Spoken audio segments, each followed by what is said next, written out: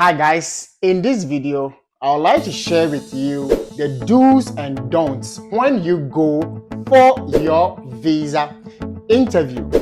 Many times students go for their visa interview, but they come out and they are denied visas. They come out and they are denied visas simply because of what?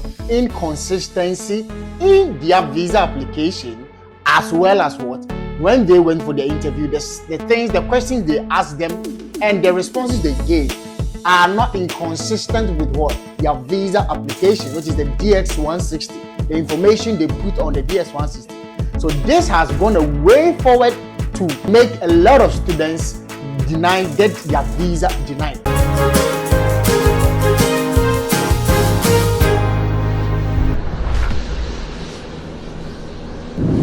Many students are overwhelmed with a transcript recently that came out that a fully funded student or fully funded PhD student was denied. It doesn't mostly happen. How come a fully funded PhD student getting denied? Most of the time when you get funded, it increases your chances of what? Securing your F1 student visa. So how come this student was denied? Because there was an inconsistency in their application.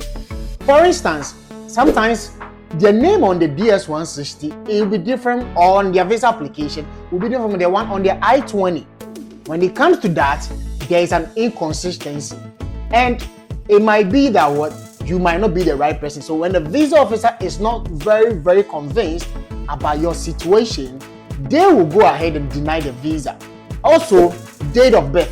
Make sure your name, date of birth, every information on the visa application DS160 is the same information on your I-20. There shouldn't be any discrepancies. It should be in line, it should be the same. The moment you find out any discrepancies, please inform your DSO, which is your designated school official, to correct those mistakes. And this is one of the reasons why a lot of students have been denied their visa. When you go for the interview, to make sure you are rehearsing online, getting a good story, and make sure you are saying exactly the things on the DS160. Don't lie. Many times people lie on a DS160. So when they go for the interview and they are very tensed up, they end up speaking something different. And at the end of the day, the visa officer will be denied. One guy contacted me. He said he told the visa officer he has traveled to South Africa. Meanwhile, there is no South Africa visa. Even though South Africa is a country-free nation to Ghana, when you arrive in South Africa, the immigration will stamp in your passport showing that you've been there. And when you leave, they're going to stamp that you left the country. So if truly you were in South Africa, it should reflect in the passport. But this guy went to lie. He has never traveled. And he was asking me whether he can be banned. And I said, yes. If you go to the embassy and you are lying, you can be banned for 10 years without applying to that particular country. And it might even affect you in other countries. So guys, inconsistency has been what? Allowing a lot of students being denied F1 visa and even other visas as well. Be consistent in every visa application you are applying for. So guys, without wasting much time, my friend and I, Dr. Mro, we've been doing a lot of videos on YouTube. By this time, we met personally and we decided to help students with these do's and don'ts in your application. Anytime you applying to the embassy, inconsistency is number one key. So guys, watch this full video and enjoy this video. My name is Joshua and my channel is JC Consult. His channel is very important. Yeah, his channel is JC Consult. So today we are doing a collaboration. Now we just want to tell you a few points that you should never ever think of saying when you get to the embassy. We know this is visa season. We know you are all working on your F1 visas to come right here, to come join us, to study and go back and impact in your countries. So I'm going to start with number one. We are going to tell you a few things that you are not supposed to say. So number one, never ever say that, assuming you are asked that, what are your plans after school? Never ever say that. your plan is to stay in the United States of America and work and get money and pay your loans or pay whatever it is. Never, ever, ever say that. That shouldn't even be your plan. Remember, the plan is to come back and impact in your country. So these are some of the things you could say. One, you could say that you are coming back to probably start a business relating to the masters that you're doing. Two, you could say you are coming back to, get a promotion for the job that you're currently doing after your master's degree. You could also say that you're coming back to actually start a consultancy after your master's degree. So that's one of the things. Now, Joshua, what are some of the other things that our viewers and our subscribers should never ever say when they are going to the consulate for a visa? So the second thing too is that when you're going for the visa interview and they ask you, do you have any relatives? Mostly you're going to submit your DS-160 before you go for the interview. So when you're filling your DS-160 and you mention that you don't know anybody in the US, when you go for the visa interview to make sure when the visa officer asks you, do you know anybody in the US? Let them know you don't know anybody. Or you can go ahead and say, you know your DSO, which is what? Your designated school official, who is the person who issued your I-20. Or probably you know your academic supervisor, because you sent several emails, you've been communicating with your academic supervisor, and that's how come you're able to secure your research assistantship. So it's very important, and make sure every detail you put on the DS-160 is the same information when you ask at the interview. They ask you, do you have a child? You said no. Are you married? You said no. But when you go to the interview, you're going to say, I'm married. Two different things. That's why sometimes people come with fully funded scholarships. They go for the interview, they are denied because the information they put on the DS-160 is different from what the question they ask them. And that is why most people are being denied. So that's the second point. Okay, so that, as he rightly said, that's very true. So in order to make sure you're doing this accurately, what you can do is you can study your DS-160 because you feel it maybe some weeks before your interview, okay? So maybe you may forget. So what you can do is you can print it out right after you're done filling it. Then days before your interview, you can look through to make sure every information is going to match exactly what you said. So that's very right, Joshua. Yeah. So the next thing is not really a never, ever, ever, but this is what I'm also going to say. Now, make sure you know your course. You know the course you're going to pursue. You know at least one or two professors in the school so that when they ask you why this course, you can answer it, okay? Make sure at least you know one professor in the school who has motivated you to be able to apply to that school. So that is also a good thing that you also need to know. Joshua, do you have anything to add? In addition to what I said initially, some students who are going for the visa, some of them have parents here in the US and they've already filed for them. So they already have your name and everything in their system. So if in such a situation, for when you are filling the DS-160 and ask you, do you know anybody in the US? You definitely have your parents and they have already filed for you. So it's already in the system, so you cannot lie. So you need to make sure that parents or uncle or relative have filed for you. And sometimes when you file for somebody, it takes like 10 years.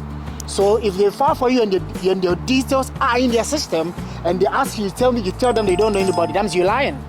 It's another point that we need to take notice of that. But if you don't know anybody, just fill the DS-160 and tell them that you don't know anybody. And just go straight to the point. It's the school officials that will you know. Because if your relatives knew you, they would have fought for you. So once they are not doing that and you are going to the US or you're coming here on the student route, that means you don't know any relative. The people you know is only your DSO or your academic supervisor as well. And that's it. Okay, so the next thing I'm going to tell you is that why this school. Never ever say that because the environment is beautiful, because they have a beautiful library, because they have amenities. Every school in the United States has amenities. So you can look for things that makes the school stand out. You can say because they have these kind of professors or this particular professor in this school appealed to me and I love his work and because of that I'm going to the school. You could also say that the school is in a city that you really love and then you love the culture of the city and all things like that. You can tie it to all those kind of things. Please don't talk that they have beautiful facility, they have amenity, they have library. Please, that is too redundant. So you can switch that as well. Do you have any other thing to add? Yeah, so I would like to also add extra to it. When you go for the visa interview and they ask you questions, don't give straight answers. Why are you going to the US? I'm going to the US to school, to study. Now, you're going to the United States to pursue your master's degree in chemistry, ABCD. and specialization in what? Environmental chemistry. You need to go to do a further details. Which is going to help you. Don't stop there.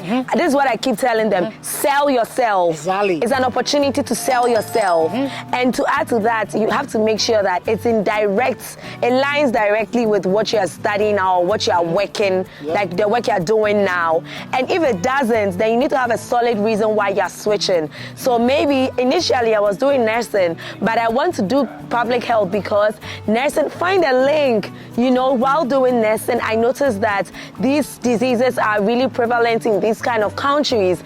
And then as a public health expert, that's gonna help me, you know, help solve these kind of issues. Or, you know, you get me, you feel me, you know where I'm going. Yeah. So as I want to add up to what my sister said. So if you're going, make sure you join a mock interview, build your story, get a sheet of paper, write all the questions. I've made a special video on 16 questions that you mostly ask. Get time and watch the video, watch it, and I've made answers to all the questions. Get time, the program you're going to do, get your story. If you have a good story and you have good funding, and you join a mock interview to build your self-confidence, once you go to the interview, you're able to express yourself very, very well. And the visa officer is going to approve your visa. The visa officer is there to give you the visa, not to deny you. So if you do your homework and you make sure everything is on point and every information you put on the DS-160 is exactly what you're going to do, then they can go ahead and approve your visa. And also, there are supporting documents that you need to go to the interview with. There are supporting documents, on supporting and compulsory documents. Most students don't know about this. I'm going to pin it in the comment section. Make sure you're getting all these documents. Because people go to the interview, they ask them this document they don't have. They ask them this, you can be denied on that. So don't make that mistake. Go to the interview and you miss either the compulsory or the supporting documents. It's very, very important. And that's very true. And we're going to end or round up this session. I always say that it's better to have more documents than to be asked for a document and you don't have it. So make sure you have all these documents. I've also made a video about it. And so go and watch. The documents hardly ever change. It's the same documents year after year. Just keep using them. And we want to hear your success story. After watching this and getting your visa, please come back and comment on this video. And we'll be very happy to celebrate your visa wins with you. My name is Dr. Richlab, and today I was here with Joshua Antwi-Boasiako. Have a blessed day. Bye. Bye. So guys, thank you for watching this video. I know you have learned a lot from this video. So kindly make sure you are not missing out and you are not going to make these similar mistakes in your interview as well as what in your DS-160. So guys, thank you so much. And I've been able to respond to emails, messages on TikTok, Instagram, Facebook. Kindly share this video with other people. Like this video. If you are new here, subscribe to this channel, hit the notification bell so that anytime I upload a video, you are going to be notified. Guys, I thank you for the support. All of you guys, all my subscribers and my viewers, I thank you all for the support, sharing my videos to other people. I really appreciate it. Thank you and see you in my next video. Bye-bye.